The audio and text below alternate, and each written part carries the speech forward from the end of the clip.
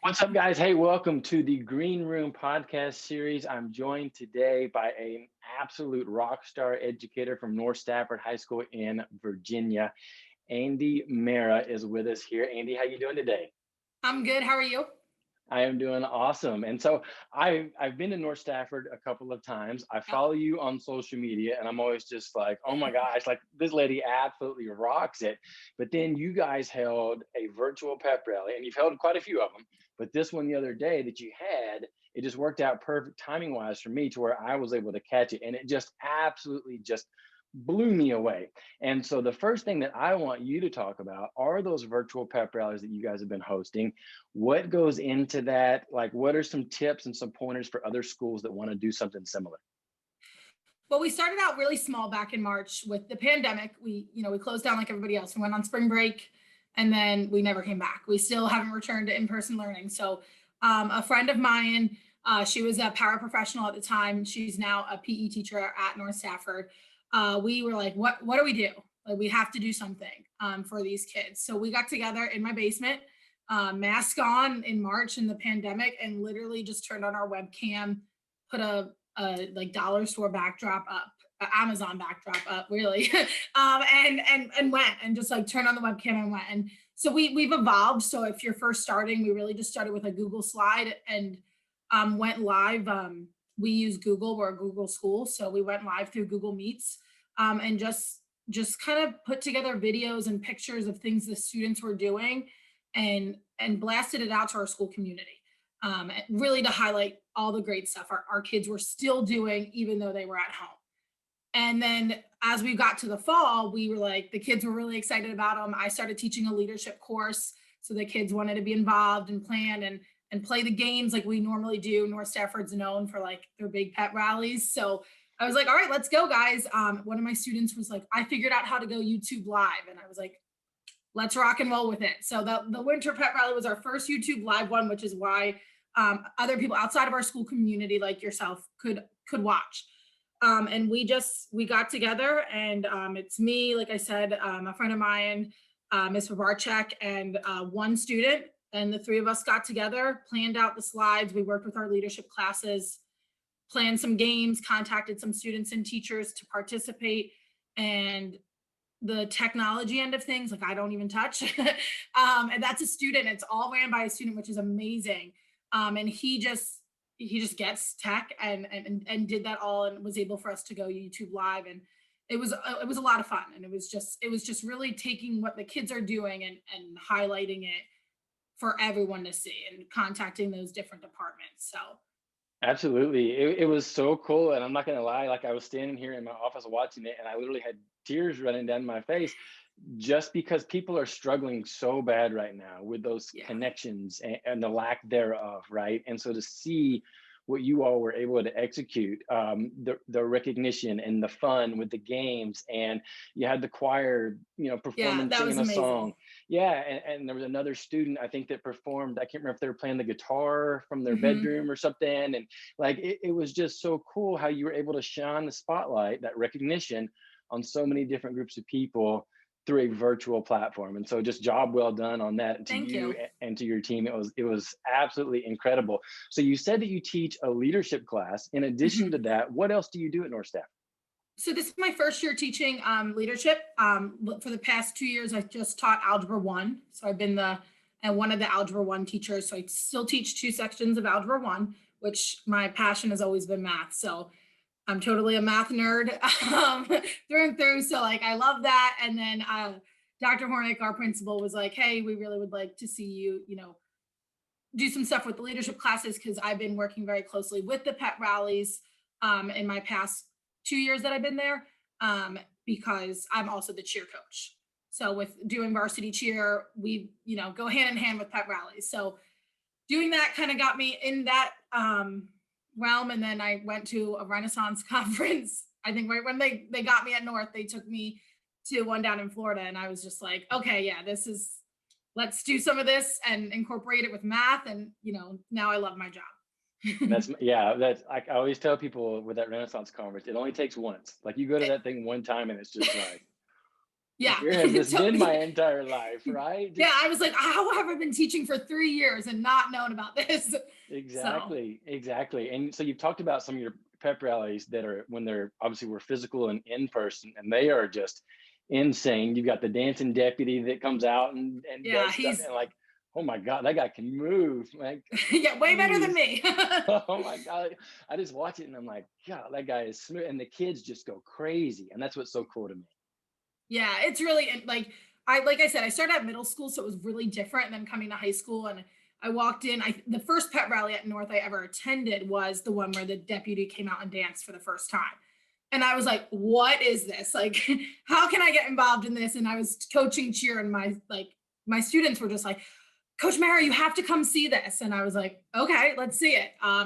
So that it was just like that was definitely the event that totally changed my perspective of like, how do we incorporate just all of this into our daily education? And I just jumped right in at North. They already had a solid, Renaissance platform going on. And I hopped right in and I was like, how can I contribute to this? Because this is just, something I really was passionate about. I love it. So you said, so you've been teaching high school for a few years. You taught middle school before that. Mhm. Why did you become a teacher? What influenced you to want to get into the field of education? I had an amazing educator when I was in the sixth grade. He taught English, and I hate English, so it was just kind of funny because I went, 5 years of my life like complaining about English for forever, and then I come home one day when I start middle school. I was like, "Oh, my favorite class is English." And my mom was like, "What?" But he just totally had like just changed your perspective of education. He used to sing our spelling tests like with his guitar out. Just was a really awesome guy, and really made me fall in love. And I was like, this is I if I can change this for another kid, like, that's what I want to be when I grow up. Like I want to be him. And so it was just, yeah, just one person that can totally change your outlook on life. I love that. That's so powerful. I want to talk about Dr. Hornick here for just a second, who is Yeah. somebody who I think the absolute world of, just as a rock star principal, administrator, and just a human being. Talk about the influence that he's made on you as an educator, and then just on your staff as a whole, and the importance of having a leader like that who has your back, who believes in you, and who supports you. I think you hit the nail on the head there. Like he definitely is somebody who believes in you. And it's like I was very fortunate. I worked at a middle school in the county, and I had an amazing principal who really just like supported you, same really the same as Dr. Hornick. And I go to high school and I'm like, wow, you have somebody who truly believes in you. The minute I joined North Stafford, he was like, you're coming to this conference. And I was like, what conference? Like I was saying. And he brought me to this Renaissance conference because he was like, I can see you doing this. I can see you making our school, this much better. And he totally just supports all your passions. Like I tell him all the time, like I'll call him or email him and say like, hey, Dr. Hornick, I have an idea. And he's like, hold on, let me sit down. Because sometimes my ideas are like way out there and he'll tone them back but he totally just supports you having an idea as a teacher. And I think that goes such a long way because, as teacher, you're an educator as well. And you just know, like, sometimes you just get bogged down in it all. It's like, you have your curriculum, you have your state test. And as a math teacher, like that's what I've done my whole life. Like you teach your curriculum and then your test. And I teach a lot of students who struggle in math. Like that's my clientele that, and I'm like, we can't do it this way. We have to change it up. So, going to him and being like, I have to do something different. He's like, all right, let me hear it. Like, what do you want to do? What can we do? And he just truly listens to your idea and then helps you like carry it out, which is just so powerful because I've grown so much as an educator in the past 3 years just from literally just talking to him and then him listening and then saying like, yep, that's good to go. Like go and do it. Or here, let's fine tune these things together and get on it. Cause he's very just so supportive of his staff. So Absolutely, absolutely. And so, for a teacher that maybe struggles with, I hear it all the time from teachers and from students of like, my principal would never go for that. I can't ever get any ideas to go past him, all that kind of good stuff. Maybe a tip or two from an educator standpoint. How do you approach an administrator when you have an idea, whether it's for your curriculum and something that you want to do in terms of your instruction in your classroom, or just overall school culture and a new idea that you want to try? What some tips or some advice on that front? Yeah, I think it's just like not being afraid to ask. Like you have to realize that, it might be scary and they might say no, but you have to just put yourself out there, like, be super professional about it, send an email. I'm always very prepared when I go in for a meeting, like, this is what I want to do, and this is why I want to do it. And this is why it's going to benefit our students and our school or our community or whatever it may benefit. When I taught at middle school, like I said, I had an awesome principal, but he wasn't a Renaissance guy. Like that wasn't his background. And I went to him, I was like, I want to have a school-wide pet rally. He was like, well, we can't all fit in the gym, and then there's all these logistics. And we did like 6th grade, 7th grade, 8th grade assemblies. There was a times where the two were combined. And I said, right before the state test, I just want to do the whole school together. And he looked at me like I was insane. And I was like, and everyone knew, like I went to like my little PLC and I was like, I think I'm gonna approach our principal with this. And they were like, good luck, good luck, good luck. And I sat down with them and he's the one who said to me, like, well, why do you want to do it? How is this going to benefit our students? What's the purpose of this event? And I went and I said, those are great questions. I'm going to come back to you tomorrow and I'll have all those answers. So now when I go into a meeting, I know those answers. I know the why and the purpose. And I think that just goes a long way because, principals have so much going on in their day. I'm studying right now to become a principal in my master's program. And I think sometimes you don't even realize how much they're doing. And you come to them with another crazy idea. It's like, okay, well, like we don't have the time for that. So I think if you have a lot of the details worked out, they're a lot more willing to be on your team with it. I couldn't agree more with what you're saying. Basically, administrators, you're putting out fires just All constantly. day. And then, you have these crazy people like you and me that are coming in there saying, hey, what do you think about this? And that's very similar advice to what I always say is like, yeah, you've got to think it through. You got to play the devil's advocate and think about what are the things that, what are the negative aspects of it that we need to be prepared to be able to answer and to rectify.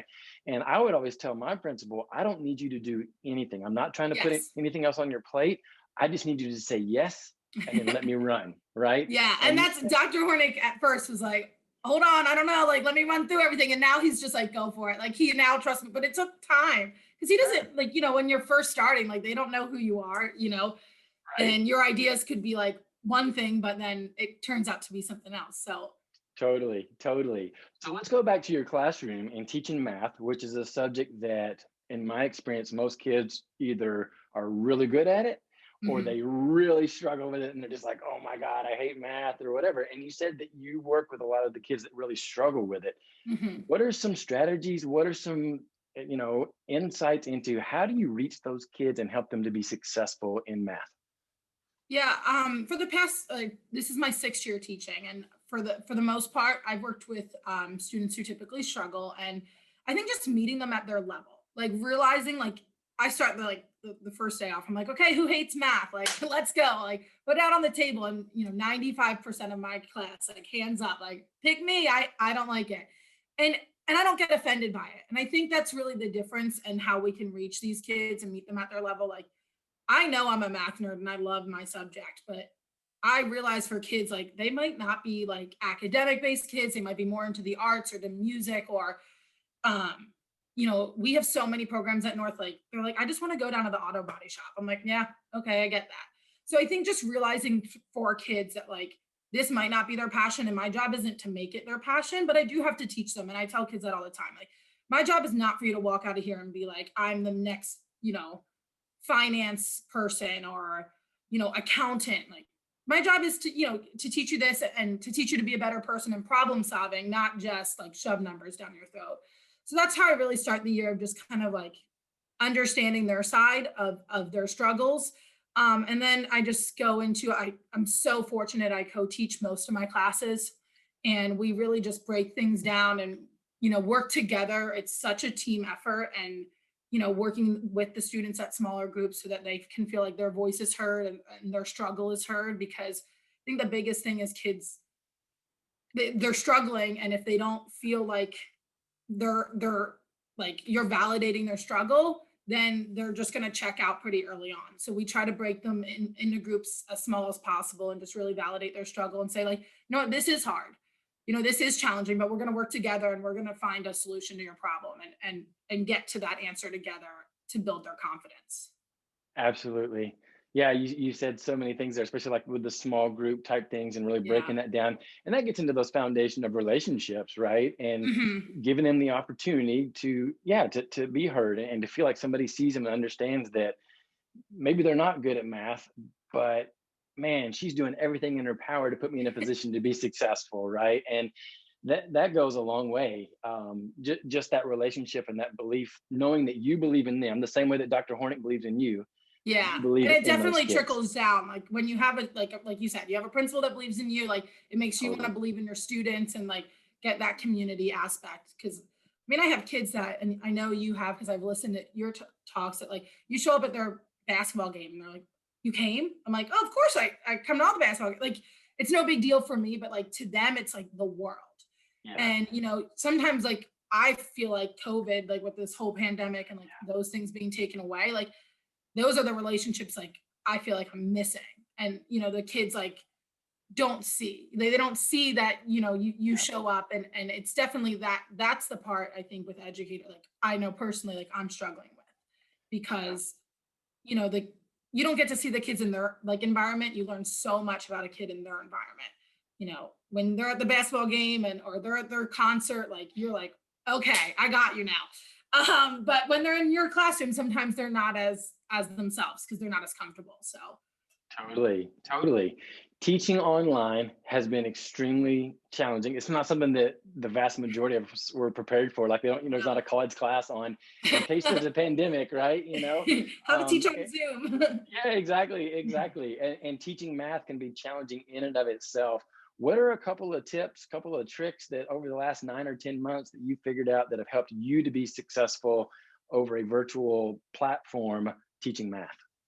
I just think keeping it simple. Like you get bogged down in like the Pinterest world of things and the internet and like all the TikTok teachers out there that like are putting all these crazy things and amazing resources out there.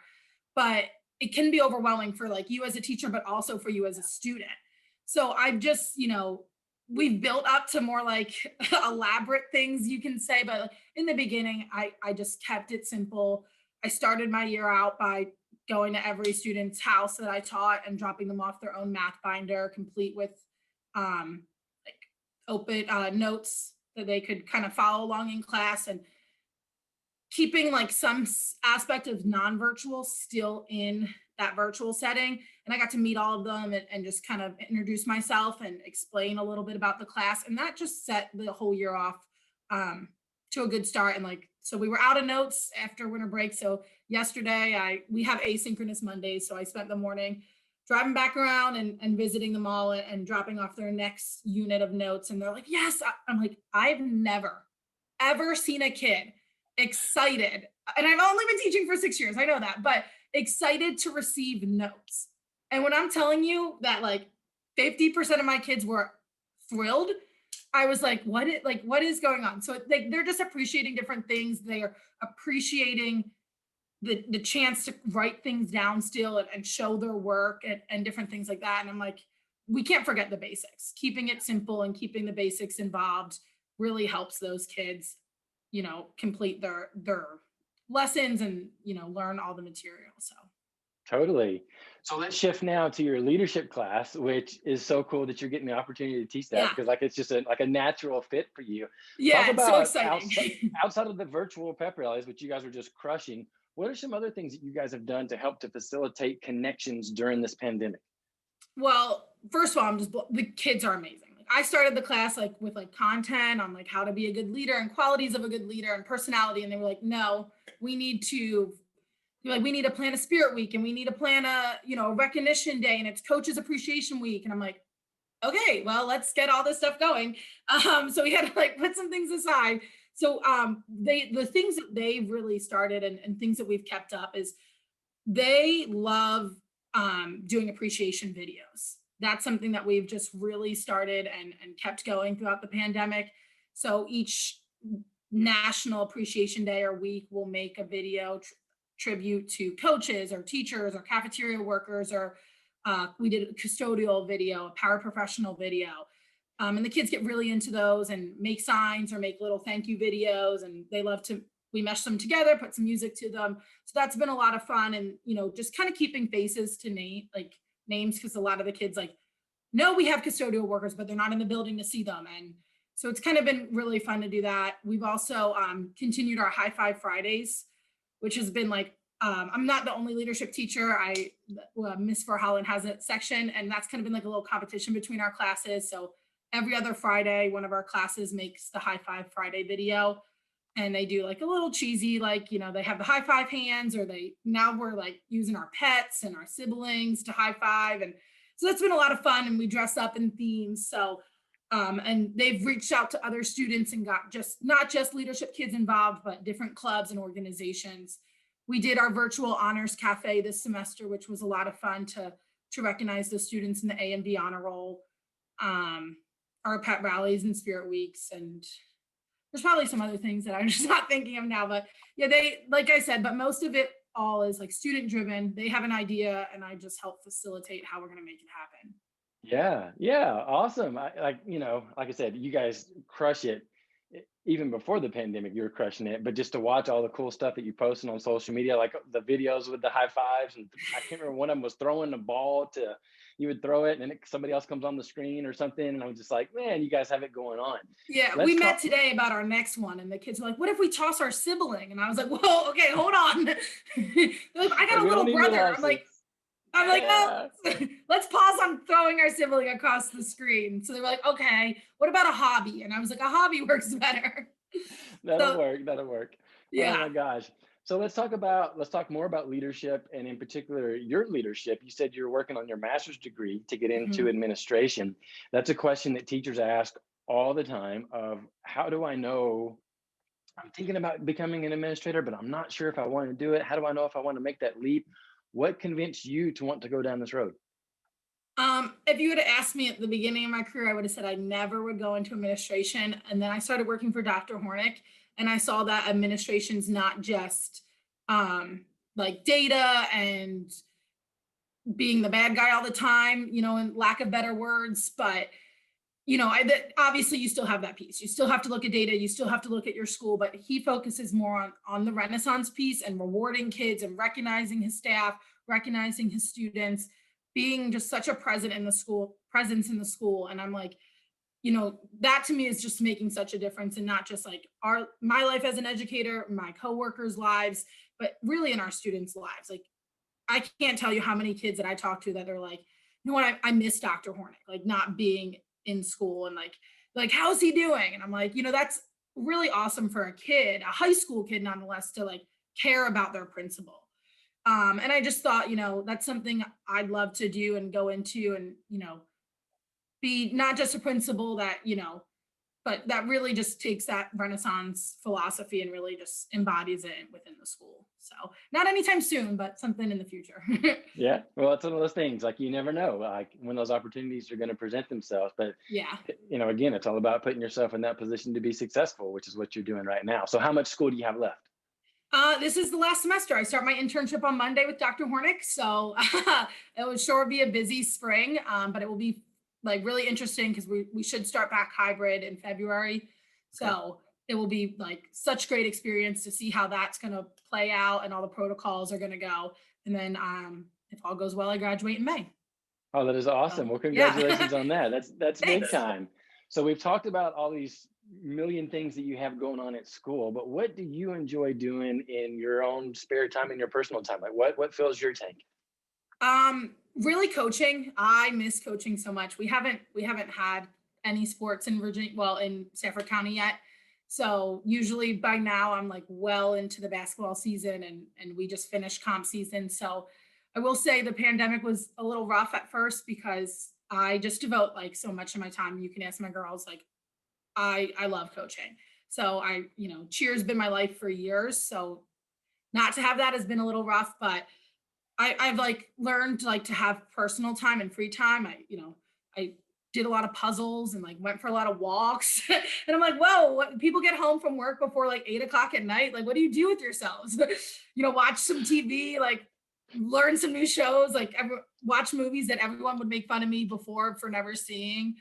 So I caught up on like life, like pop culture and life that people, normal people do that don't devote their like lives to their jobs. So yeah, so that's been fun, but I really do miss coaching. So hopefully, fingers crossed, we're having tryouts next week and all goes well, and everything's safe enough for the kids to come back. But it will be a different year, but I'm still be excited to see the kids come back and do something they love. So So on that note, that's a great topic to talk about. Is so with your cheerleaders, and they've missed, you know, the whole fall semester, and there's yeah. a lot of people all around the world that maybe they didn't have a football season, or they're not having a basketball season, those types of things.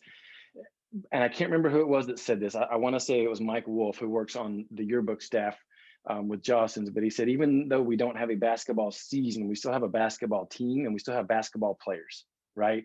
And so they're still, even though we're not cheering at games, they're still cheerleaders and they're still people.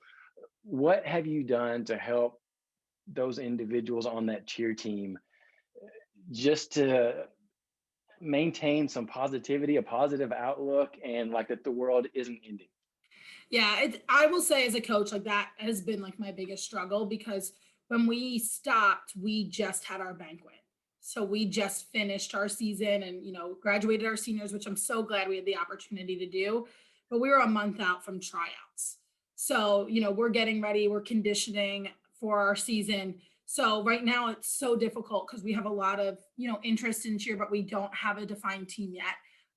So we've just been putting out workouts and we've done conditionings. We did virtual conditionings in the spring. We've done in-person conditionings in the fall, in the summer, when we were allowed, when all the protocols worked. But it's definitely been challenging. I keep in contact with my kiddos, and they inspire each other. They did like some TikTok challenges with me. They thought I was lame, but I was like, come on, guys, like prove me wrong then, like do it better than I can. And then they did some tumble competitions in their front yard, and I did mix that a little bit because I was like, I don't want anyone getting hurt. But but overall, I mean, it's just really been keeping in contact with them. And I'm pretty much every other day I'll get an email or a message on Remind saying, Coach Marra, do you think we're gonna have a season? And I'm like, guys, I'm hopeful, and just keep practicing your skills, because one day we're going to be back in the gym. And when we're back in the gym, you want to be exactly where you left off. And there's a lot of things you can do at home, and you just want to keep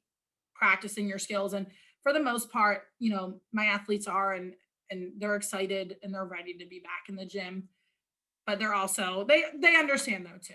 Like they understand why we're at home, and, they're doing everything they can to be ready whenever that time comes. Hopefully Yeah. Monday. Right. It's like fingers crossed. That's all that you can do. Your energy, your positivity is infectious. And that's not to say that you don't have times when you struggle, because we all do, right? But I call it flipping the switch. You have to be able to flip the switch and you turn it on and you bring it. And every time that I see you, every time I interact with you, you're able to do that. What inspires you? What motivates you? How are you able to do that? My kids totally inspire me. Like I will say I had every teacher struggle of like the last day of break, like those Sunday feels that we all had. Like everybody, every educator had like, oh, I got to come back to sitting in front of a computer, especially if you're virtual, and like looking at bubbles. Like not even all my kids turn on their cameras. So like that was tough. And then but the first day back, I mean, like once I saw even their little like circles, like it sounds so silly, but like once I saw their like little initials, and I'm like, okay, like, and they're excited. They ask me all the time, oh, how was your break? How was your break? How was your break? And I'm like, I watched Netflix like the whole, like, it was so boring. I have nothing that like great to report to you, but they like, wanted me to tell them that I traveled to France and like, had this elaborate break, but I don't. So just, the kids really just keep me going. I have some fantastic kids I've worked with over the years. Some of my cheer babies that have been with me for 4 years, their excitement to get back into the gym, like it will keep me as many times that I'm like, you know what, like, let's just call this season quits. Like, and then they'll message me and say, hey, I learned this skill, or I just did my indoor workout and I'm like, yep, we're going to keep going and we're going to put the smile on. We're going to keep trucking through. And same with like leadership. I mean, that really this year really kept me in being able to do all the events, and like we started a podcast as well. And it was just stuff that was fun, and their ideas, and seeing their energy gives me energy and so on. So Yeah, yeah. totally spot on. Tell us about the podcast. Oh yeah, we started that. That was it kind of last spring. We did a segment called Real Talk Tuesdays. We were inspired by the Harbor videos from Mike Smith. Yeah. So our kids were watching those and they were like, we want to talk more about them. We were doing a lot of the discussion questions that they had done, and we developed like little videos of just conversations, like recording Zoom meetings, Google Meets, and just kind of recorded the conversation and gave it to our student body. And then this year, my leadership kids were like, well, we don't really want to watch one more video. So can we like make it a podcast? Because like podcasts are cool. And I was like, let's do and at that point, I had never listened to a podcast before, I will be honest. Yeah. So I researched, your podcast was the first podcast I listened to. So that was pretty cool. And I was like, okay, let me do my research. I'll figure out what the idea of this is. And we just started talking about, real issues, especially with being online, just because that's such a prominent thing for our students right now, because they haven't been back. They left for spring break on March 12th and they haven't been back yet at all, not in any hybrid setting. So for them, like just having a platform to talk about their struggles with that. We've talked a lot about mental health because that's been really huge, just making sure kids have an outlet to talk to. They can submit questions via email and we kind of address them. We've talked with some seniors just to get their perspective on how their senior year is going. So just really a platform for kids to voice their opinions and talk about, real issues that they're facing in their daily lives. That is so cool. I love it. And the best part to me is that it's student driven and it's student led. Like, yeah, that's where the magic happens. I mean, that, like I'm preaching to the choir here, but that's where the magic happens. Totally. Like as an educator, I just view myself as a facilitator. Like you facilitate all the student magic. Because then, and they need help. They really do. They have all these ideas, but they just need some guidance. And once they have that guidance, like they're rocking and rolling. I love it. I love it. Well, Andi, you are a phenomenal person, phenomenal educator, and you're going to be a phenomenal administrator one day. I have absolutely no doubt. I just want to say thank you for your time. I know how busy you are with, obviously, you just shared a million things going on in your world. So thanks for taking the time to be on the show today. And thanks for all that you do for the world of education. No, thank you for having me on. It's truly an honor. I look up to you and a lot of the other people at Jostens Renaissance. So thank you so much. Keep inspiring us, other educators, because I think you guys do so much, and every conference I go to, it's like, okay, the fire has just been relit. So thank you so much for all you do and for having me on here. Awesome. And keep Mr. Hornick in line over there, Dr. Hornick in line for us all. I will. I definitely will. Full-time job, right? Yes, definitely. Awesome. Have a good one. You too.